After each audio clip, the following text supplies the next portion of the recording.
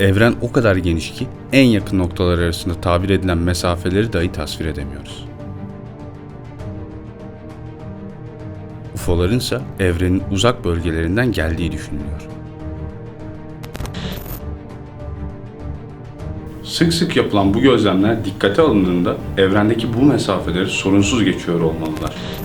Ama nasıl? Solucan delikleri yahut Einstein-Rosen köprüsünü kullanan bir teknolojiyle. Öyle dahi olsa bu onlar için çok maliyetli olur. Belki de sadece bir defa gelmişlerdir ve dünyada yerleşmişlerdir. Bu bölgelerden birisi neden Türkiye'de olmasın?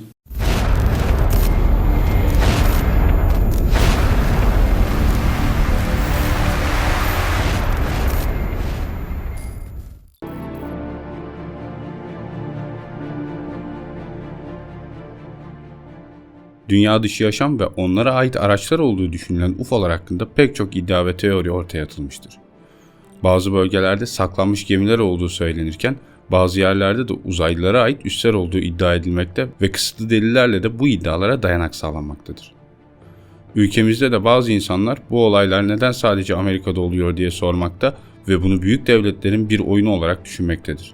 Oysa tarih boyunca dünyanın hemen her bölgesinde UFO ve gökyüzü anomalileri gözlemlenmiş ve bazıları kayıt altına alınmıştır. Hatta antik çağlarda gözlemlenen bu cisimler dünyanın diğer ucunda birbirinden bağımsız pek çok toplum tarafından mağara resimlerine, kabartma ve minyatürlere şüphe götürmez şekilde işlenmiştir.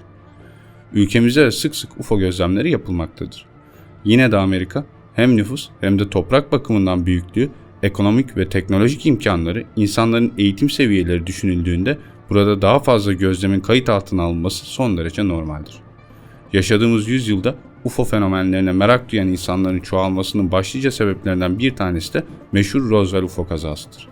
Üzerinden hatırı sayılır süreler geçmesine rağmen yetkili ağızlar halen net açıklamalar yapmamaktadır. UFO teorisyenlerinin bir başka odak noktası da 51. bölgedir. Amerika Birleşik Devletleri Hava Kuvvetleri'ne ait olan ve yetkililerce basına deklare edilen haliyle uçak ve düşman silahlarını inceleme, analiz etme ve araştırma merkezi olarak kullanılmakta olan askeri üstür. Yani uçakların da test ve geliştirme yeri olarak kullandığı söylenmektedir.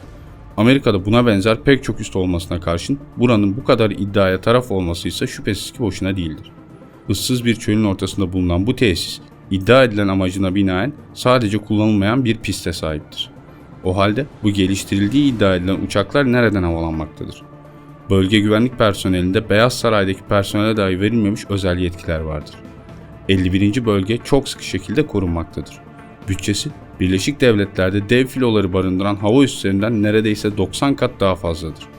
Bunlar ilk etapta göze çarpan detaylar olsa da bölgeyi bu denli popüler yapan daha çarpıcı sebepler de var.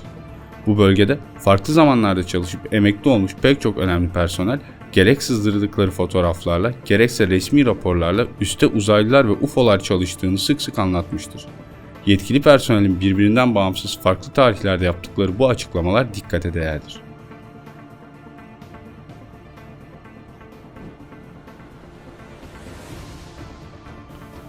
Öte yandan bölge ve civarında hemen her gün yapılan UFO gözlemleri elimizdeki kısıtlı imkanlara rağmen ateş olmayan yerden duman çıkmayacağını ispatlar niteliktedir.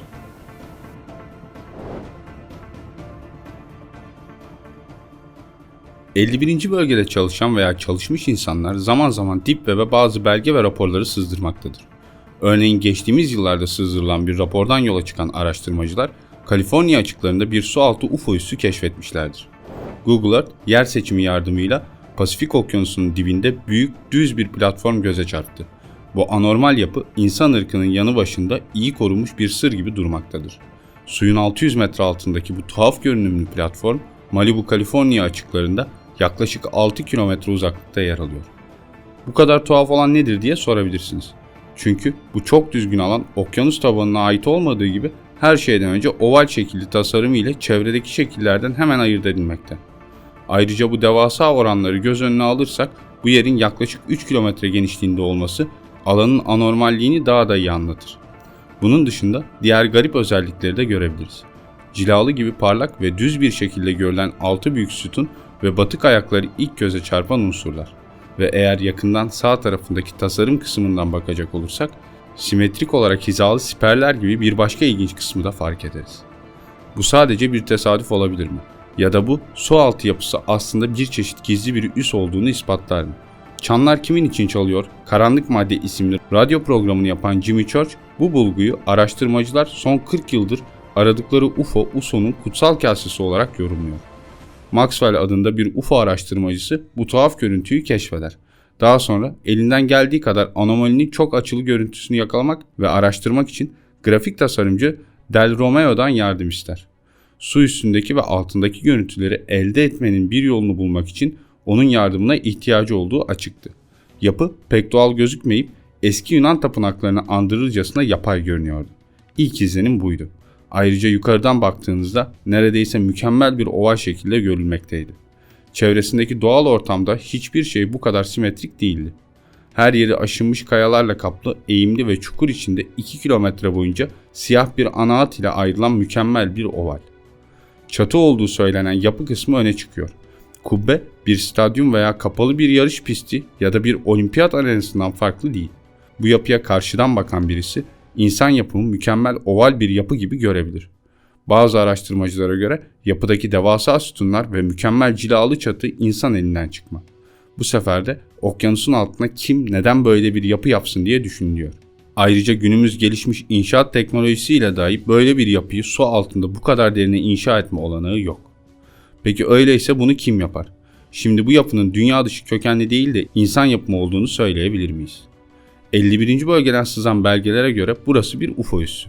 Ayrıca bir başka dikkat çeken noktada tüm Kaliforniya sahillerinde dalışa ve araştırmaya yasak olan tek bölgenin burası oluş. Bu bölgede dalış yahut su altı araştırması yapmak 1964 senesi itibariyle yasaklanmıştır.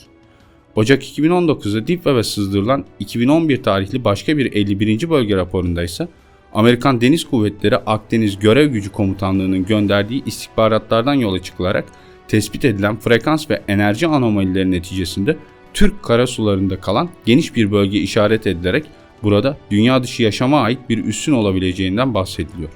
Var olduğu düşünülen üs, karadan yaklaşık 30 kilometre açıkta, 2.4 kilometre derinlikte yer alıyor. 2010 senesinde bahsedilen koordinatta Amerikan donanmasına ait USS Hamilton isimli kruvazör 2 hafta boyunca demirlediği de verilen detaylar arasında. Deniz tabanında elbette ki pek çok girinti, çıkıntı ve doğal oluşumlar var.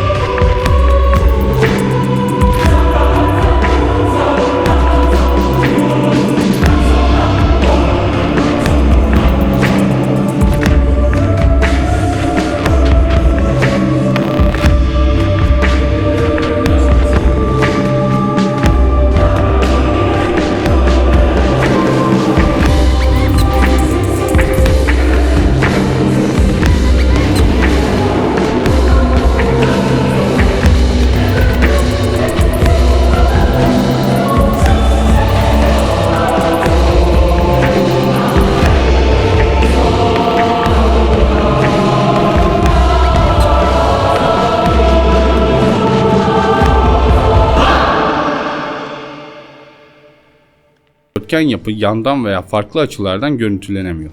Yapılan sonar taramalarında örtte görünen kısmın yapının çatısı olduğu yapının tam olarak deniz tabanının üzerinde değil de ayaklar üzerinde durduğu ve deniz tabanından yaklaşık 30 metre yüksekte olduğu anlatılıyor.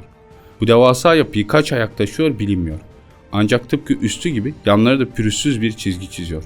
Raporun devamında ise bölgede NATO görev gücü bahanesiyle daha kapsamlı bir araştırma yapılması ve mümkünse üsse insansız sualtı dronları yollanarak daha net şekilde görüntülenmesi, bölgesel enerji, üssün üzerinde ve etrafındaki suyun içeriğinin tespiti gibi pek çok başkaca testler yapılarak yeniden bir rapor oluşturulması tavsiye ediliyor. Elbette bu raporun 2011 tarihli olduğunu da unutmamak gerek. Muhtemelen Suriye ve Rusya bahanesiyle bu bölgeye çoktan intikal edilmiş ve çok daha kapsamlı araştırmalar gerçekleştirilmiştir. Ne yazık ki biz kendi karasularımızda olan bu araştırmaların akıbetinden haberdar değiliz. Öte yandan bir de unutulmaması gereken bir Mersin kazısı var. Üs bölgesiyle kazı alanı arasında çok uzak bir mesafe yok. Kazı çalışmaları ise üssün keşfinden sonra başladı. Belki de Tarsus'ta gerçekleştirilen ve yakınlarda hiçbir nihayete ermediği açıklanan bu kazının da yakınlarında bulunan bu üsse bir bağlantısı vardır.